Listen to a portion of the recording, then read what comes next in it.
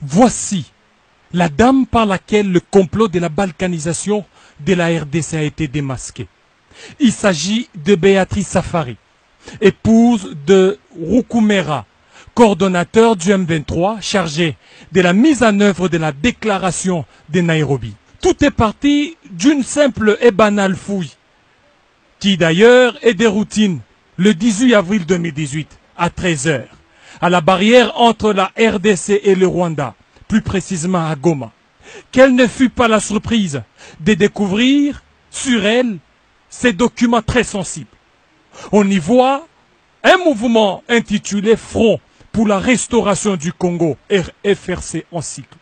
Et ce qui est troublant, c'est que ce front est en connivence avec les M23 et le RASOP de Moïse Katumbi Chapwe et d'autres structures avec des objectifs bien définis et des répartitions des responsabilités une fois que leur forfait sera commis.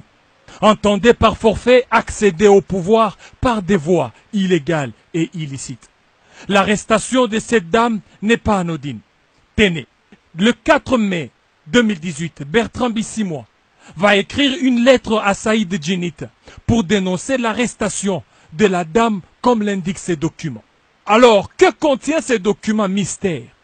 En le feuilletant, l'on se rend compte que ce document est composé de deux grandes structures politiques et militaires. Le RASOP de Katumbi Chapwe et les ex-M23. Parmi les objectifs poursuivis de ces fameux fronts, c'est d'engager les révolutions, faire adhérer des membres. Déjà l'on signale l'enrôlement ces derniers temps des jeunes dans le mouvement des rébellions vers le Rwanda et l'Ouganda. Et d'autres objectifs encore, c'est de faire tomber les villes progressivement et renverser les institutions légalement établies. Revoir la Constitution, surtout la loi sur la nationalité. Instaurer la transition de 3 à 5 ans, voilà l'essence d'une transition sans Joseph Kabila, clamée haut et fort par certains politiciens. Revoir aussi en même temps la loi électorale et consacrer un fédéralisme efficace pour faciliter la balkanisation avec le concours de certaines multinationales.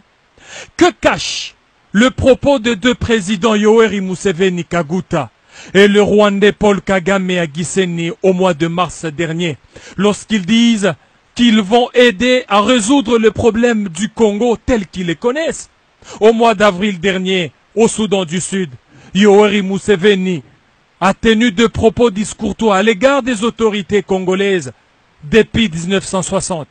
L'autre fait important, c'est la très active participation de Moïse Katumbi Chapwe à la cérémonie de Mo Ibrahim, qui a été très mal perçue dans l'opinion congolaise. Et dans ces stratégies, l'homme de Kashobwe met en contribution les services de Madame C, d'origine burundaise, devenue très active entre Pretoria et Kampala, où elle sollicite l'appui logistique militaire de ces pays, avec le soutien d'un président de l'Union africaine, mais malheureusement anti-panafricain. Désormais, plus rien ne sera comme avant. La République démocratique du Congo est déterminée à sauver sa souveraineté chèrement acquise et capable à dénoncer toute velléité de balkanisation.